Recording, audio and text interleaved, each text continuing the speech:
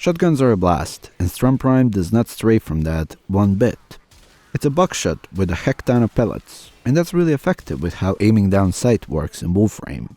You get good accuracy when you're ADSing, and when you let it go, the spread loosens, so you have more chances of hitting multiple enemies. Despite this being a pellet shotgun, it's pretty good on range. Spread is not bad, it's a hit scan weapon, and damage falloff is not big, nor it starts to happen relatively closely. With most combat in warframe being within 30 meters, because that's how tile sets are made, we can pretty much say falloff does not exist too much. Distinct feature of Strun Prime is its reload.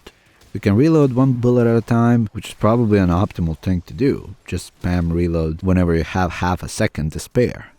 Because reloading an entire magazine can take a bit, but reloading it actively makes this weapon way more fluent. Let's cover the build first and then we'll go into comparison. It's a critical build with viral and heat, and probably as simple as it gets.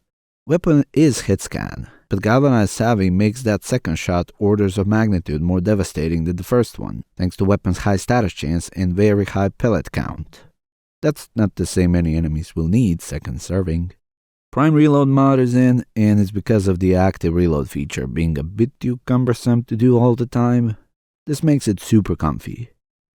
I don't think chilling reload alone is enough, maybe with Amalgam mod on Ripkas, but that's on you to test if that's enough for you. Heat is there to add a different status and more damage, and I feel like we'd need to go into an endurance and a half on Steel Path for us to need Hunter munitions instead of that mod. With chilling reload both could fit, and that would be sick. Ammo economy is great. Despite the weapon only having 120 ammo in reserve, I rarely feel like that gets challenged. That's mostly on the fact that each shot hits like a truck, so you rarely end up wasting too many of them on something. That's why I use more projectile flight speed in the Exila slot. Range is high, even without it, but it does not hurt to add more. This weapon hits just a tad less than Corinth Prime, and it does not have that alt fire that's an underbarrel grenade launcher, but it has more fire rate. So much so that putting critical deceleration does not feel like we're losing anything. So if you're hunting for a pure shotgun that deals with many things easily, then this might be worth it, as extra rounds per minute definitely mean a lot in a horde shooting game. Its active reload is a pro and a con, and which one is it? It pretty much depends on the player.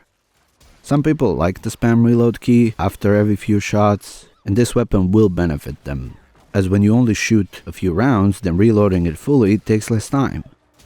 But there's also a bunch of players who like to reload it all at once and be done with that.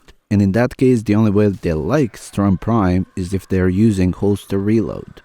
Then adding more magazine size instead of that reload mod should be optimal. In general, holster reload is probably the most effective way to run this weapon, but personally, I'm not enjoying holster reload that much, so I rarely go for that in my builds. That's just personal preference. I like reload animation to be part of gameplay. Riven disposition is quite high, which works really well with such high hitting weapon.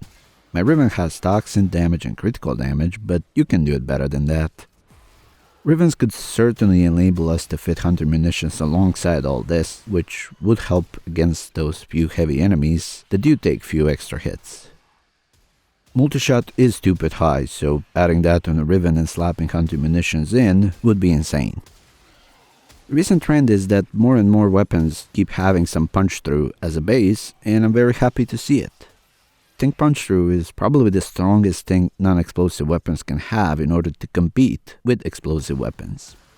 Tile sets are full of corridors, and it's so easy to find places where punch-through is pretty effective. On Strun Prime, that value is just shy of 1 meter, which is not too high, but it guarantees that it will go through one enemy, no matter who that is. Or more if you're shooting melons, so know that when you use this weapon. Punch-through is unreasonably effective, and I wish most non-explosive weapons had some of it.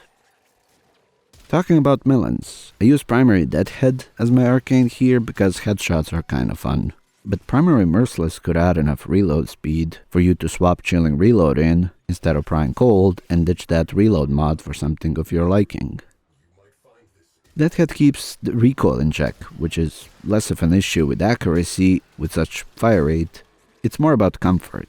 Screen Shake D introduces with recoil is not the kind you can disable in settings. But is this weapon worth slapping all the forma on it for a full build? Hell yeah, it's quite strong and satisfying to use. Personally, I don't use it too much because constant reload is not my strong suit, but I enjoy it whenever I pick it up. Thank you for watching, and I'll see you in the next one.